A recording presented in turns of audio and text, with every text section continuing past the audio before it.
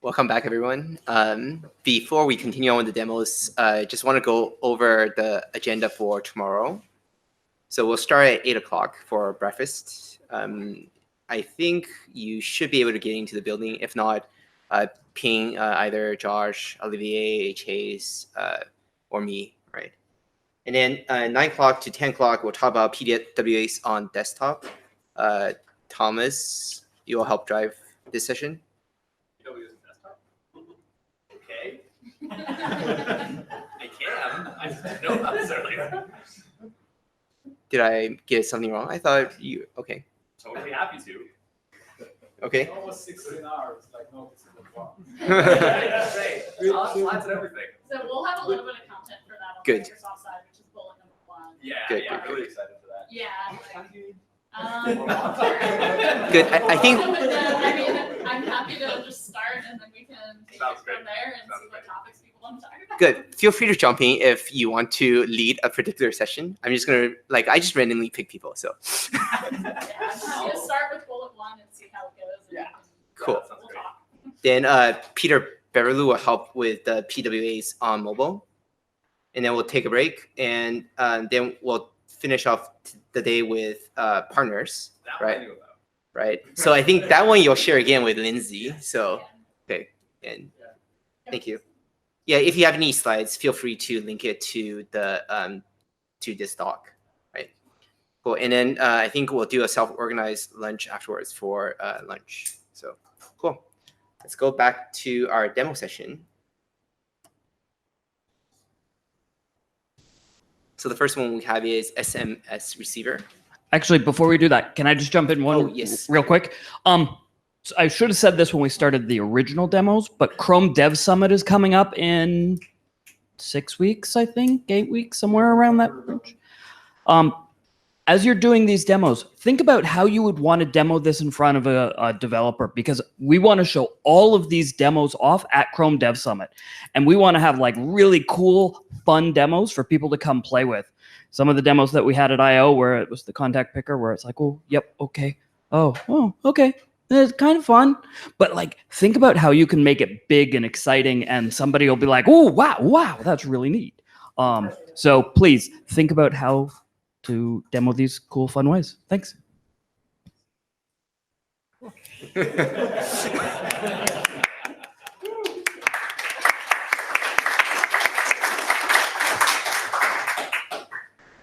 Yes, put yours on your pad.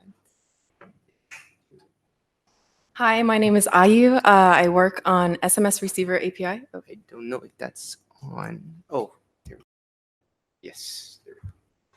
I work on SMS Receiver API with Sam and Junkai in Mountain View. Today, I'll be demoing, if it will let me, the SMS Receiver API. And to give some context, the immediate problem we're trying to solve is retrieving OTP, one-time password, during phone verification. That tends to be a very large friction point, and where you have to start on the service website, get off to awkwardly copy the OTP, and then paste it back onto the form field. And native Android already has an API that provides automatic retrieval of SMS OTP. And so the user no longer has to go back and forth between apps. And so we're trying to close that gap between native and providing that similar API to Chrome. And for this demo, AG made this fantastic demo app that I'll be showing or using today. So that's my phone number.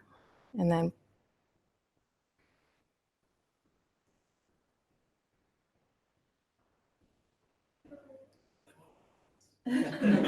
wait, okay. So I pressed verify, and then it should, oh wait.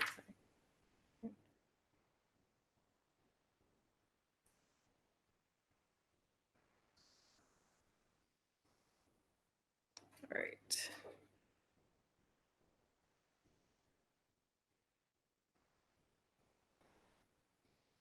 Okay, retrying this.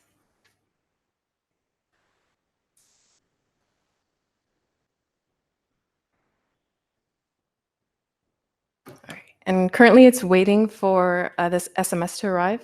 And upon arrival,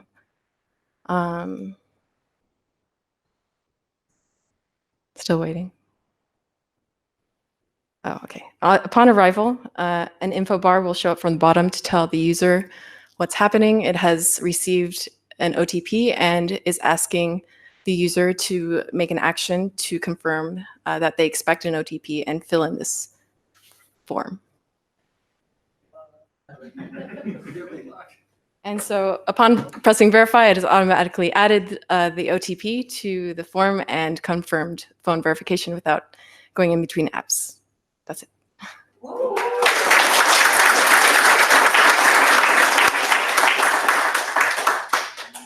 Any questions? Not necessarily questions or comments. I want to commend the awesome product work and exploration for this one, specifically in that they went and made the first version, which had a blocking interstitial that kind of like took up the full screen. And then by validating it with actual partners, they found that that was too interruptive, and then you moved to the box bar. I wasn't Yes. I'm not trying to compliment myself. Yes, it was right. Yes, this is like a second iteration of the UI that we landed on thanks to Sam and Steve. And we were able to reach out to partners and iterate on the UI early. And so we have this iterated version for Origin trials that should be ready for Chrome Developer Summit as well. So yeah. Anything else? Yes. Do the forms that receive or that want the SMS code ever get more complex than what you demoed? Like a single text box for the number itself and a confirm button? Oh, yes. Depending on the service, it seems that I guess there are forms that have multiple other fields as well. I wonder if the actual form or the text? The form itself, like, yeah, I wonder if maybe it's common compared. It's fairly common. Actually, the first partner that we engaged with, Oyo, had first name, last name, email address, and OTP all in the same form. And so that's actually what made us move from a modal dialog to the info bar, because the modal dialog was perceived as, you gotta stop what you're doing and wait for the SMS, whereas the info bar allows you to fill the other fields while you're waiting for the SMS. So yeah, so totally valid use case that actually happened in practice. In the current info bar, is there an info bar? I missed. Is there an info bar for while it's underway? Sorry. Does the info bar show something while we're waiting for the SMS right now? so the info bar shows upon retrieval. Yeah. And so while waiting for the SMS, it does not show. Okay. I'm just, yeah. Just Yes. Yes. That was part of the original design, but for the reason that Sam mentioned, with having multiple additional fields, the site wants to be able to continue showing the user other UI while waiting for the SMS. Okay. Yeah, I just didn't see it. I could also imagine like a very small info bar that I overlooked that said like, I'm waiting for it. It's good. Keep going with the UI. I just wasn't sure what I missed. Cool. Anything else? Awesome. Thank you.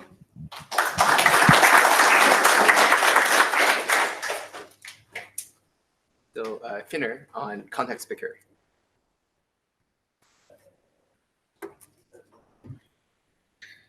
So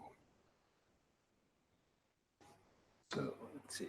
So I'm Finner from Google, and I work on the Contacts API. I apologize for any rustiness and lack of slides. I found out that I was doing a demo right about the same time you all did, so didn't have much time to prepare, but I wanted to talk about the Contacts API a little bit. The goal of this feature was to provide a cross-platform way for the web to get access to the users' contacts list. And I believe this is one of the most commonly requested feature from web developers and a major reason for them going native instead of PWA, for example. We started implementing this on Android, and we hope to get Chrome OS support in the future. We're going to monitor to see demand on other platform, and although it's not always obvious where the data is going to come from, I have to figure that out. So I have a little demo here, demo page that Peter wrote and hosted kindly for us. It's meant to help us provide input to the API in an easy manner. So we can see 4 checkboxes there. You can select whether you want multiple contacts returned or a single one. And you can, the website needs to specify what piece of data it's interested in. And we currently offer 3 pieces of information. You can do names, email addresses, or telephones. And depending on the context, it makes sense. Email applications would be interested in names and emails. WhatsApp would not be interested in emails necessarily. Maybe, I don't know, but they would be primarily interested in telephone names and telephones and names. But if we press the request contacts, that's the website requesting to the user that they share some data with them. And this is the context dialog that I wrote. And you can see at the top, we're trying to be transparent about what's being shared. That this is what you see below is what will be shared with the website. There are 3 chips at the top where the user can opt out of sharing. So if they don't want email addresses shared, then they just click the box and that goes away.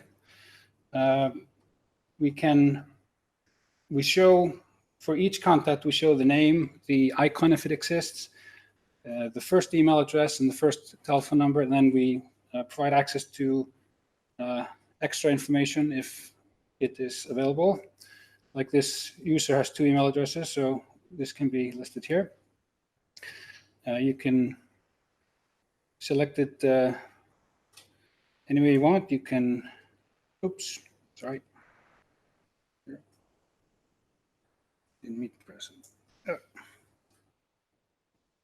So, and when you're done, you just click done, and you can see the results are returned at the bottom to the website. So only the data that we shared with it. And let's see. So if we think about the current contact situation with Android, it's not great in terms of the native permission that it requests because, we'll get into that in a bit. But we see this as a great opportunity to make meaningful improvements to the privacy situation compared to that situation on Android. Because if we compare these 2 approaches, we offer a more restricted access to the data. The sharing is limited to the 3 fields I mentioned, versus the native app gets potentially every piece of data that's registered. We offer more control. The websites have to opt in to get the data they want. The users can always opt out. And I mentioned the transparency aspect as well. We show exactly what is being shared with the website. There's also better scoping because the native permission gives perpetual access to the context data, so you don't necessarily see when it's happening. But we show the dialog on each request. So if the website later wants to find out more, they have to put up the dialog and the user has to consent to that. The feedback we've received has been really good. Pete LePage wrote a really good document that was public, and the press picked up on that. And I've yet to see a negative report published from them. The developer feedback has been good as well. Some major players interested, like Facebook and Instagram, and their feedback has universally been, I think we're missing select all. It's actually already implemented in the code, but it's behind a flag, and because we decided after careful consideration to launch the first iteration without it. And we felt the user impact was too big, but we're going to monitor the usage and feedback and see what happens.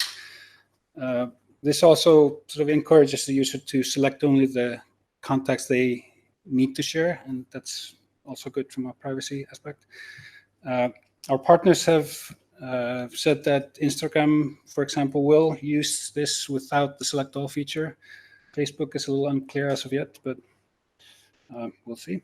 How am I doing in time? Is it okay? Or okay. So there's a couple of URL key metrics that we're going to be monitoring for this. For example, we're going to look at the total number of contacts selected. If the most frequent number for a given site is 0, that would indicate abuse. The other thing we're monitoring is the percentage of total contacts shared. And if that number is very high, that would indicate a need for select all. If they're going through the motions of selecting most of their contact list, then might be good to add that. Future work, we're looking into allowing users to opt out of individual pieces. So you can choose to share one telephone number that you have and not the other, to give you even more fine-grained control over that, and possibly adding also the address info and the avatar icon. And that's it for me.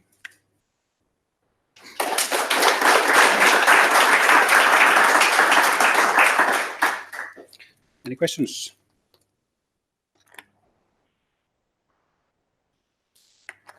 Okay, thank you very much.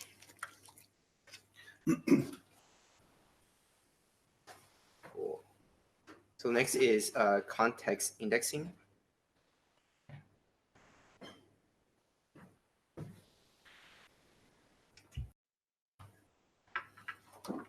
Can I? Mhm.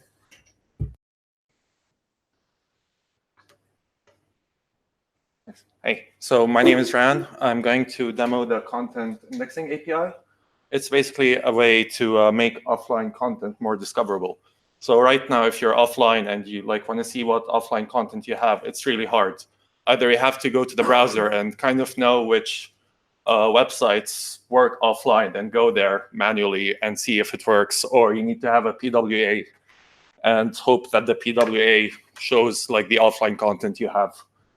So the content indexing API lets the websites register this content, register this offline content with the browser. So then the browser will be aware of this content and it will be able to recommend it to users when you're offline. So here I wrote this simple PWA that basically just scrapes some information from some media from Reddit. You can download it, it will be available offline. So here, if I go into offline mode, airplane mode, yeah, so and I'll just click on this thing. So this is all available offline. And right now we surface that information in the downloads page. So if I go here to the downloads page, you can see everything that I downloaded from that website, and it's even accessible if you click on it. So this could be potentially useful for news websites, I guess. They can prefetch those articles. They can use the periodic background sync API we talked about earlier. With that, they just get the latest articles, and then if you're offline, if you're on the underground tube station where you have no connection, it would be able to recommend all of that content for you. Another option would be Netflix or Spotify. So right now we're looking into ways to surface that content for not necessarily in the downloads home. You could, for example, sometimes when you open Chrome and you go to a new tab, it recommends articles for you. And if you're offline, I mean, those are pretty much pointless, right? Because you won't be able to open them and view the content. So maybe in that case, we'd be able to show some of this offline content that's already been registered with the browser. Yep. Any questions?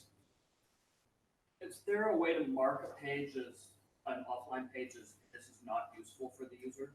So if a website or web app has just hey, I'm offline, sorry, that's an offline page, that's not useful for them. Is there a way to mark that? Yeah, so they register specific content with.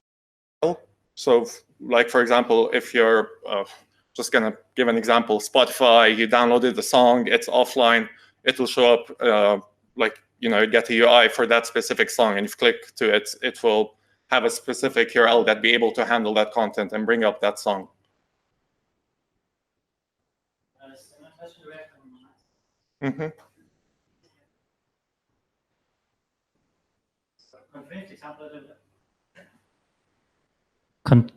Contrived example a little bit, but if you imagine you have a news app that shows actual news articles in an iframe, and the actual HTML is, let's say, an ad frame, right? So the context indexing API would recognize, oh, this pulls in a fully valid HTML document, but that is displayed outside of the scope of this ad frame, for example. So you would then accidentally maybe feature this in a better way without the ad, so the user would actually appreciate it, but then the publisher would be unhappy. So like, it's pretty similar to what Pete was saying. Like, is there a way for opting out these kind of experiences? Because people may not even be aware that this is happening, like publishers, I mean. I mean, it's dynamic. It could be dynamic content, right? You don't have to pre-cache a page as it is. It's handled by the service workers. And if so, is there a question that the ads might not work? I don't think I fully understood your question. My question is, so I worked with partners in the past, so this is something that actually may happen in reality. So if you display content outside of the context that it's meant to be shown in, the experience for the user may be better, but the experience may not be the intended one as intended by the publisher. So the question is, if you download something in isolation and the context indexing API recognizes that as, oh, that's actually a valid HTML file that I could feature on whatever, the Chrome new tab page. This is sort of, stealing the content outside of the context and then showing it independently. So it's not the browser that's finding the content. It's the website that actively registers its offline content. And that's how we get that list, right? So then they can optimize it so it will work well, just like any offline app. Oh, I didn't get that because it showed in the download folder. Yeah, so like the website can register like the offline content. So it makes sure that the content is available offline. Then it can tell the browser, hey, I have this content here somewhere. Okay, so this does not mean just put in the cache, but some additional step. Yeah. Okay, exactly. sorry, I didn't completely not get that. Sorry. Yeah, my bad. Yes. Have you thought about adding some kind of telemetry on page views? And whatnot? Yeah. So we have UCAM metrics on like when content is actually accessed and opened, if a user actively deleted it, stuff like that. You have like scroll depth? No. So those would be from those would be collected from. So it works as a normal web page, right? So we already collect all of those. Currently there isn't a way to figure out if this was launched from like content indexing or a user just opened it. But we can know if they accessed it while they were offline and if it was registered. So I guess we can get derived metrics or something like that. But I mean, the developer won't have access to that data, right? No, but they could have a launch URL and embed, like a query string that says launched from content indexing or whatever. Gotcha. Thanks. Yes? Can any website do this or just install it? Or Yeah, any website can register content. do you expect that I will get lots of junk in my download? Yeah, it's possible. So this just tells you about the content that's available. It's not actually putting the content, so they could, fill up your cache or whatever, or your storage or everything without even telling you about it. So it's just a way of letting you know about the download, what's available right now. You can delete it. You can delete the item. So there'll be a way to filter by origins in the future. Right now, we just dump everything in the downloads home. If any random website I visit can register download content, I expect that I will get lots of stuff I'm not actually interested in there.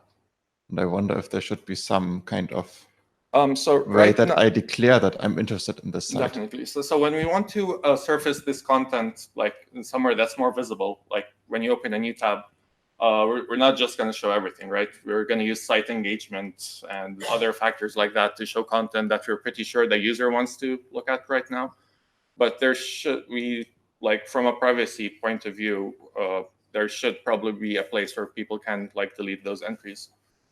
That's not, that doesn't require you opening the console to delete those registrations or knowing how to use DevTools or stuff like that. Maybe also a button to say I'm not interested in the site, and then I will never see it again. Oh, sorry, please say that. A button to say I'm not interested in the site, and I will never see it again. Yeah, there should be an option for that, I guess. But again, they can still fill up your storage and cache in the background without you ever knowing.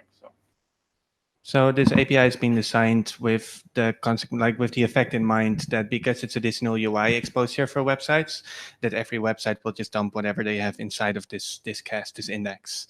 From that perspective, when you really develop an API for abuse, we know that there has to be a ranking mechanism. We know that the real estate that we're offering to these websites, which could be the new tab page or downloads home or even the operating system itself, it's super valuable. So we're going to see those cases. So we're going to be really conservative with what sort of content will be highlighted, and really rank this based on like the website with really high site engagement. We know when you visit those websites, what's interesting to you at what times. Only when you're offline, for example, and then only with a very limited number of articles that might grow over time as our experience grows. But we're basically taking the opposite approach here as we did with notifications.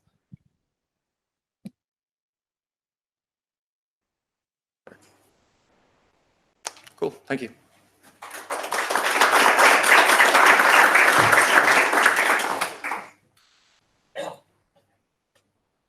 Cool. Next is NFC view. Do you want to use this? Yes. Yes. So you just put it underneath this. okay. So if you guys have Android phones, please download Canary, and I think I've put it here. Enable the Chrome flags, and then just head over to this. I gave some of these guys these kind of NFC cards. If you have used, then yeah. If you don't have, I can hand over a few more. Then basically NFC is on, and let me check.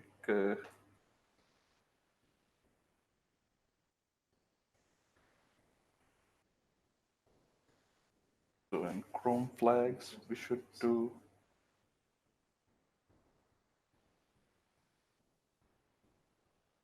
NFC is on here. We are ready to go. So we go to the site, and let's see if we can read or write something. Okay, so this has already written something. Now I can erase it.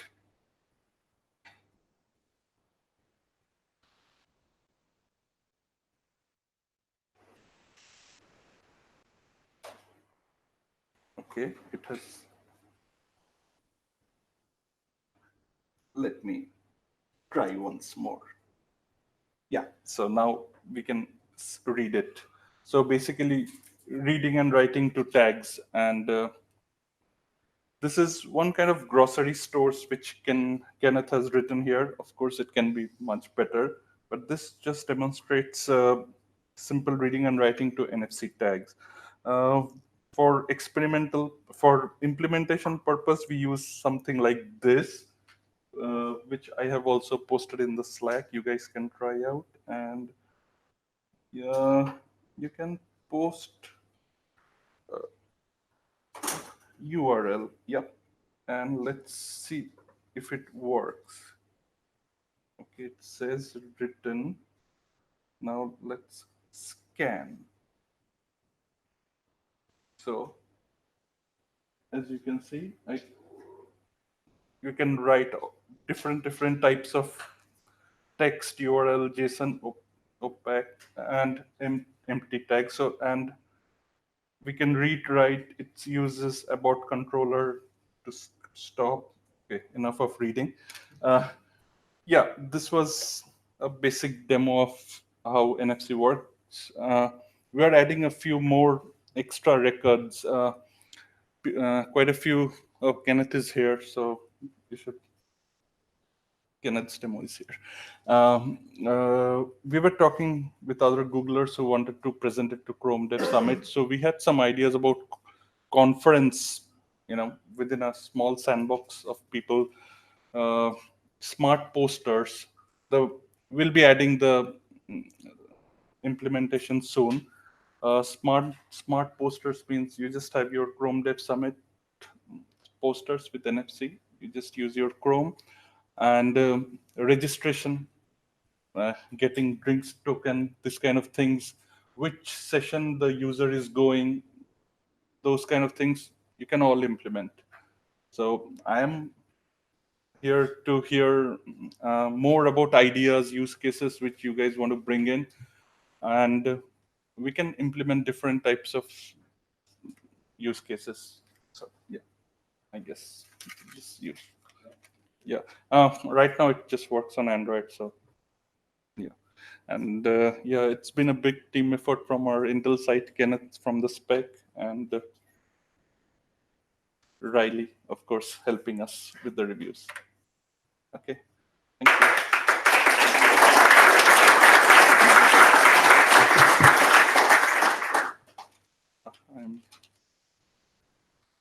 Just a sec. The next also is still mine. I'm not going to show a live demo of the media capture thing because there's too many things and I'm jet lagged. So, I'll show some slides. But tomorrow I have the setup. Just grab me if you want to see everything. I have a question about the permission for the NFC. Do you Yes. already have permissions to that site? Or is there no permission? Brilliant question. That's why I'm here to talk with. Yeah. So, talk a little more. I can give you some context. This works only on mainframe, and the page should be visible. So I personally felt that should be good enough for a promptless NFC operation, because even when you do native NFC, there's no prompting, right? And it works at 5 centimeters. So yeah, but we'll talk more. And if you have opinions on that, sure.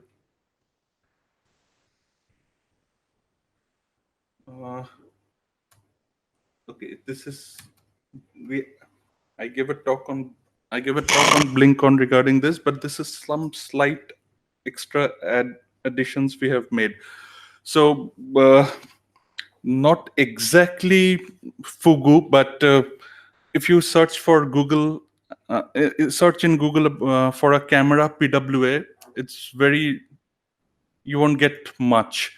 So I created a camera PWA, let's say a camera app using JavaScript. The PWA part has to be fixed, which can do all the things what your native camera can do. As you can see, all the things which can be exposed, it's part of media stream image capture API. Everything JavaScript. So Intel has this OpenCV library. We have ported OpenCV to OpenCV.js using WASM and all the goodies. So all kinds of image, because these days cameras are not just used for taking photographs, lot of image processing, not a lot of neural networks. It's basically an AI camera. To do but to compete with native, we should be able to do everything in JavaScript. So if you want to do filters like Instagram, okay, these filters look really bad. These are just, math, bilateral. Who names bilateral filtering? Nobody, right? It should be, who names Kenny Edge? Yeah. Put a PR to make it sound cooler. But those are the maths. Face detection and all those things. You might see what's special in this. Everybody does. TensorFlow JS, all. But I didn't tell you one thing why it's special. This has nothing to do with neural networks or deep learning. All the things you see on web are using deep learning or neural networks or sending to cloud. The inference happens there and comes back to client. This is plain image processing. Everything happens on CPU, not GPU.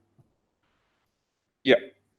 So if I were going to tell you CPU is also okay, I'm from Intel, so CPU has to be good, right? So if I were going to tell you that phase detection, image processing, all those things in JavaScript works on CPU, nobody would have believed me. But yep, you see the FPS, and I can show you demo. I think these are the things what attracts eyeballs. Yeah, so we do. All these things can be part of WebRTC. So it works on live feed, and Facebook Messenger uses this on native. So if they want to make a JavaScript version, they can take our code. I think this was a bit popular. Scanning cards. You have a form to fill up. You have to fill up your own credit card. Just take a picture. Not even take a picture. Just point your camera, and you can see similar things. Scan any kind of document. If you see, there are a lot of professional grade scanners, but this one was maybe 200 lines of code, 5-6 filters, and done. But of course, it's not professional, just showing capabilities. Yeah. This one you guys have seen. This one also. I couldn't show RealSense. I don't know how many of you guys have seen RealSense cameras before. Anybody here seen depth cameras before? You are from Intel, don't. So these are RealSense cameras. These are like depth sense. These have depth sensing facilities. So yeah, you can do very fancy background segmentation and playing with VR stuff, AR stuff. So yeah, I think my 10 minutes are over. For more demos tomorrow, we can just ping me, and I have the setup. Thank you. Oh, sorry, I forgot. Questions? Nobody has any questions. Yeah, thank you. What was the real FPS? This is animated GIF, so makes it really. Maybe you should mention how fast and from which hardware. So what was the FPS you were getting for the? A couple of the first demos you showed. Yeah. Because this is animated GIF, so it's kind of not the real thing. Face detection was 20 to 25 around. Best case 30. It all depends on resolution. Yes. Have you tried tying this into the face detection API? No. So that's what I wanted to talk to you, because I think barcode detection and all those things. So there's a debate whether these things should be within, at which layer. There are use cases, of course, but at which layer? So accelerated shape API is one layer, and this is another layer. Yeah, we have to make that trade-off between performance and bloating. So yeah. Cool. No more. Done. Okay.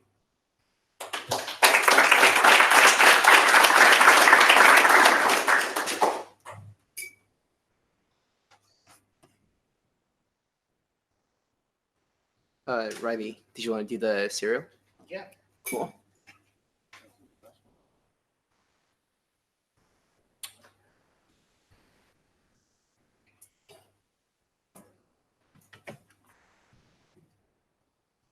I was going to go /present. Okay.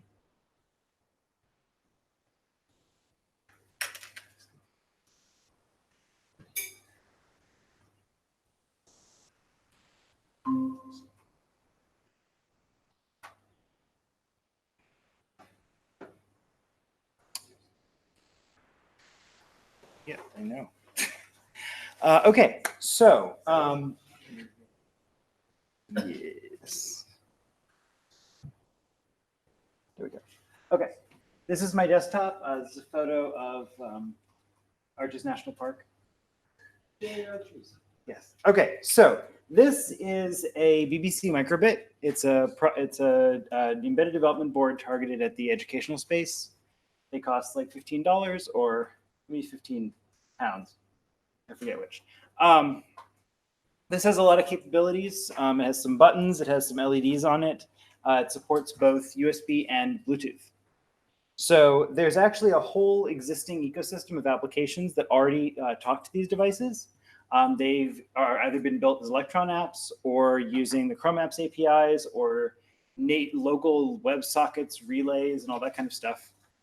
What I'm going to do, I'm going to plug this into my machine. So one of the IDEs for this is the Esperino IDE. And Esperino is a project that builds a whole JavaScript-based ecosystem for microcontroller programming. They provide an online IDE. It's actually a PWA, so I should be able to install it. Maybe. All right, bug report. This doesn't always it doesn't always work. Anyway, so they've actually come up with a whole bunch of ways of connecting to these devices. Some of them, because we didn't have a native serial API. Some devices, they actually developed a system using audio. So they would connect to the microphone port and then do like serial over like an audio cable. But now with the web serial API, so I can click connect and select serial. Select the device I want to connect to, and it will find the device. I can upload code to the device, which will cause it to display a little smiley face on the LEDs. And I have a bidirectional communication with the device, so I can press the A button and get log messages on the console about having pressed the buttons. Like I said, these devices are also Bluetooth capable. So if I'm not plugged into the device, if I'm not connected to the device and I just plug it into a battery pack like this, I can connect to device with Bluetooth. I have to press a button on my battery pack to keep it from going to sleep. Select the microbit. James, are those your Puck JSs? Okay. I can connect the device over Bluetooth. And I can re-upload the code. Get smiley face. And I get the buttons over Bluetooth. No wires. Well, these wires, but.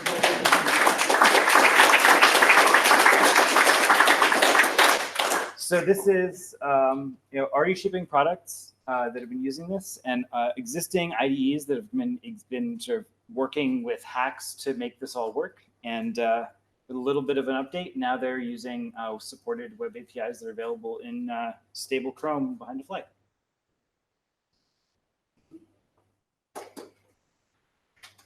So questions?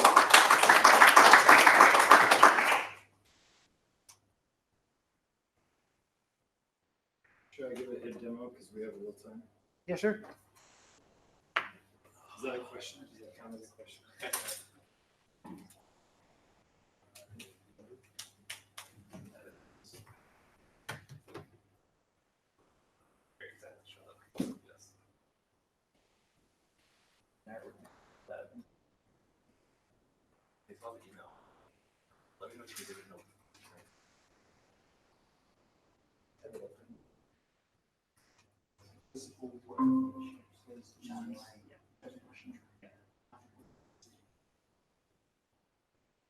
All right. So I'm Vincent Scheib, but I'm presenting on behalf of Matt Reynolds, who was unable to make it. Matt has been working on the web HID specification in in collaboration with Riley. And so Riley introed that before. So here's the, oh, I'm doing it wrong. Okay. How do I do that again? Just hit your name in the. Hit my name. All right. Ta-da. Okay. The okay, so I brought the canonical demo, which is a blinking LED. So this, in fact, this LED is a USB device called Blink open parentheses 1 close parentheses. It's a bad Unix joke. Yeah, it's a yeah. Anyhow, you can connect to other HID devices too, but this one was very portable, and like bringing headsets that also have LEDs that you can blink didn't seem that much that very useful. So this is going to look very similar. I'm going to hold up my laptop, so I plugged it into the side. I have loaded up the page here. The code is just up on the right hand side if you want to see what that looks like. So I can hit connect. I can pick the device here. You're not sharing your screen. I'm not sharing the screen. What happened to my screen? Oh, right. Okay. Let me do that differently. All right. Yeah. Okay. We have a thing. We push the button. Now you can see that there's a device chooser. And here's the Blink device. I can connect to it. It turned on. I can turn it blue and green and yellow and red. Oh, all the pretty colors. Yeah, I cannot drag it. Sorry. It doesn't drag on, yeah, but maybe on a touch device I could. So this is hilarious because we have a web Bluetooth LED demo. We have a web USB LED demo. We have a HID LED demo. We have a serial LED demo. Yeah, we have all the blinking LEDs. All right. Any questions about that demo? No, it's pretty straightforward. Yeah. Cool. All right.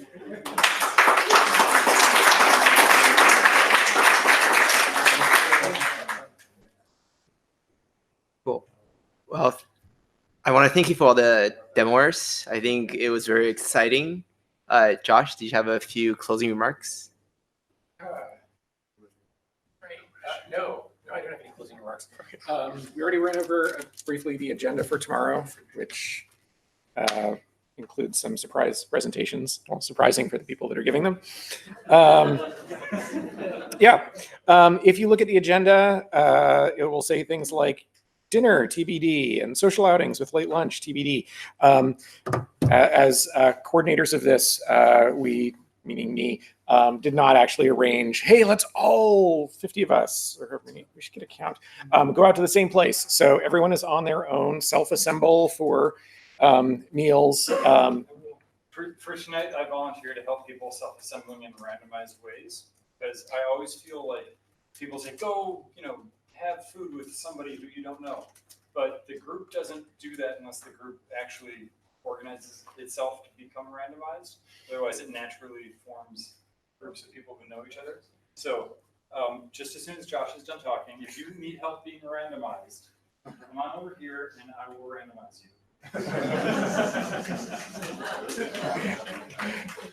And on that note, any last, go get randomized. Any last comments or any other logistics things that anyone here wants to mention? Applause for Josh. Thank you.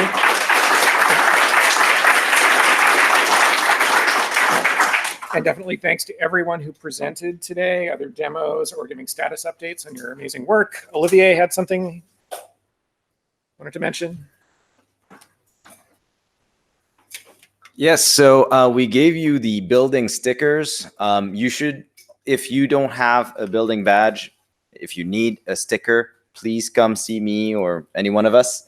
And if you're not a Googler, we're gonna be having someone in front of the door on the 27th from 8 a.m. to 9 a.m. to give you your Google building badge. Google badge, not building badge. And after 9 a.m., just same as today, ping on Slack, but you should have your building badge. If you know anyone that's coming and you're going to meet them today, let me know. I can give you more stickers. Thank you. Okay, and with that, we're out of here. See everyone tomorrow.